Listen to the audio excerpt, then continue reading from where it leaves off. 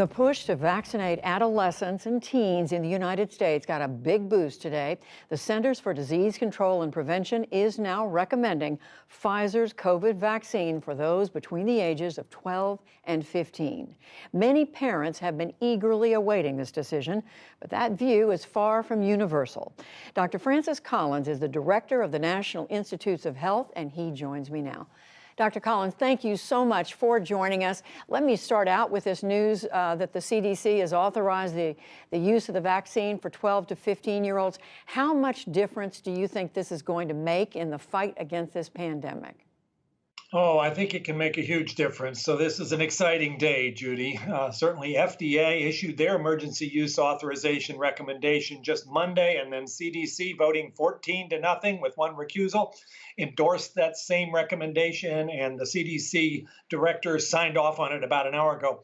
So yes, kids 12 to 15, time to roll up your sleeves. And I think a lot of them are going to want to do that, including my 14-year-old granddaughter who's already making an appointment, because this is a chance to have those high schoolers and some middle schoolers get themselves in a place where it's safe to go back to school, to go to sleepovers, to play in sports, all the things that they've been deprived of for the last year. So I think this is a very good step. And I must say the data from the trial that was reviewed today by the CDC committee is extremely compelling as far as safety and efficacy for kids this age.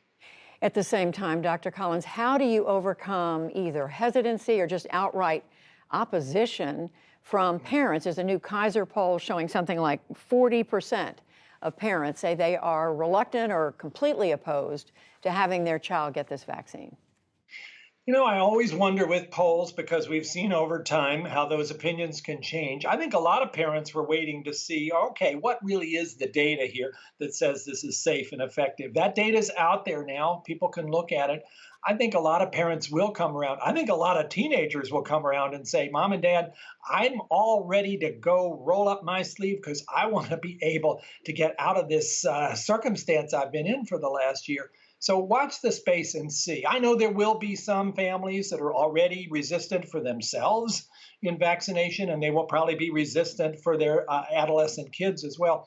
But I think as we see this moving along, more and more people are beginning to get convinced this really is a wonderful opportunity. Waiting and seeing was a good thing for a while, but maybe we don't have to wait anymore. People have now been vaccinated for many months. There doesn't seem to be any long-term surprise. And the effectiveness, when you look to see what's happening in our country now with cases coming down, especially in older people, is just hard to argue with. We're on a good path. And Dr. Collins, with the Biden administration now pushing very hard to get this vaccination effort out into the community, right down to virtually the neighborhood level, they're saying they want to get 70% of Americans vaccinated by July 4th. Is that realistic? Do you think that can be done? I think it can be. We're at 59% today of adults who've received at least one dose, on the way to 70. That seems like that's within reach by July 4th. And something like 116 million Americans are fully vaccinated. We want to get that to 160 by July 4th. I think that's reachable as well. Immunizations, they went back a little bit per day a couple of weeks ago, but they're holding up pretty well right now. And there's a whole lot of new ways for people to find out about where they can go. So if you haven't already heard about it, there is this opportunity to just text 438-829 and punch in your zip code, and you will get immediately 3 places near to you that have vaccines in stock. Or you can go to vaccines.gov, and there you can also find out which of those sites have the Pfizer vaccine, because that's what the adolescents are going to need to get, because that's the one that's been approved for them. Lots of ways here for this to be easier for people. You've got it memorized. Helpful. Dr. Collins, just quickly, you said 160 million. So that's a number of Americans that's going to give you what, peace of mind? 160 million being fully immunized, that'd be about 63% of adults. I'd like to see that go higher. But if you have above that number, the ones that have gotten at least one dose, that's 70%. That's getting into the place where we would think, at least in communities that have been pretty faithful about this, the infection rates really should start to go down. I don't know if we ought to be talking quite so much about herd immunity as if there's some bright line where you get to that, but it Right. is the idea that when more and more of the population is immune, the virus doesn't have much to do anymore, and then we can send it packing, and that's what we all want to do. Two other important things I want to ask you about, Dr. Collins. One is this sort of growing chorus of skepticism directed and even criticism at the CDC and its guidelines, saying they're just too cautious. And Dr. Lena Wen, who's an emergency physician here in Washington, former Baltimore City Health Commissioner, she commented for us today on the fact that the CDC is still recommending masks in certain outdoor settings, even for vaccinated people, for youth to wear masks at summer camp. And it also has not yet provided guidance for employers, even when everyone is vaccinated. If you could just listen for a moment to what she had to say. Public health guidance has to make scientific sense and it has to make common sense. And right now, the guidance from the CDC is making neither. Look at what the CDC is currently saying about being outdoors. We have overwhelming evidence at this point that being outdoors is extremely protective. And actually, that's the best place for unvaccinated people to be. I think also the CDC being so slow and so overly cautious, I understand they want to wait for perfect information to come in. But we're in the middle of a global pandemic when we also need quick decisions. And this is what local officials and employers and businesses all depend on as well. And so if the CDC is too slow, then these other entities end up moving on without the guidance of the CDC. And there is a real harm there because the CDC loses its credibility, it loses its relevance, and people are just not going to follow the recommendations at times when it really matters. Dr. Collins, how would you respond? Well, I know Dr. Wen, and I think she's voicing an opinion that probably a lot of people are feeling a bit frustrated about, like, hey, we're all getting vaccinated. Could we have a little more freedom now, please?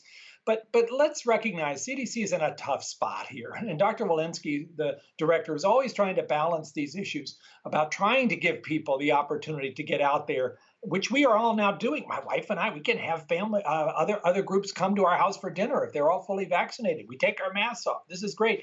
We can have a little street party with people who are already immunized and take our masks off. This is great. CDC says those things are fine. But if CDC goes a little too fast and we end up with a surge as a result because we weren't quite careful enough, then what have we done? So always this difficult balance. But I think you are going to see CDC relaxing a lot of these restrictions in the coming days and weeks because they're watching this closely. And they have nothing to gain by telling people to do things that aren't important or necessary anymore. They're on the same side that we all are.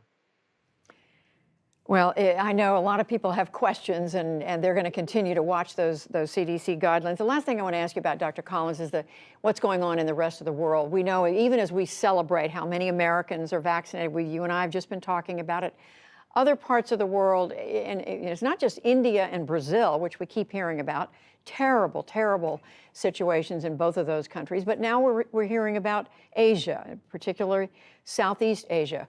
Are you comfortable with the U.S. decision to hold off at this point, sending vaccines overseas, the AstraZeneca vaccine when it's available, and particularly the decision now to vaccinate younger Americans, children, adolescents, who aren't, frankly, as vulnerable as older people elsewhere? Well, we do have a great responsibility to the rest of the world. The United States has always been in that place of thinking about our global neighbors and trying to do everything we can to help when there's a crisis, and God knows there's a crisis now.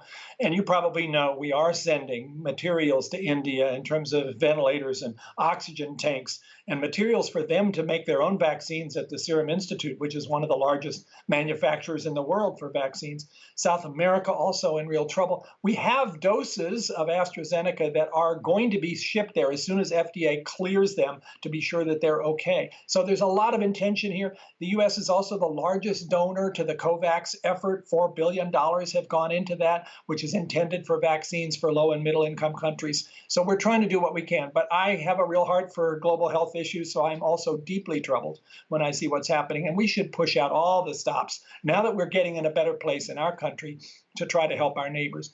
And yeah, vaccinating the kids, you could say, well, they don't get that sick anyway. Well, that's part of it, but some of them do. 300 kids have died of COVID-19. More than 3 million have had infections. Some of them are affected with long COVID, where you don't get better after you've had the acute illness. We don't understand that, and those kids may be sick for a long time. So nobody should minimize the risk. Plus, the other aspect of this is we know that adolescents are often the place where the virus gets started and then spreads to others. And if we're really going to stop this pandemic, we have to stop that chain of transmission, and that involves adolescents too. Dr. Francis Collins, Director of the National Institutes of Health, it is always very good to have you as a guest. Thank you very much. Thanks, Judy. Great to be with you.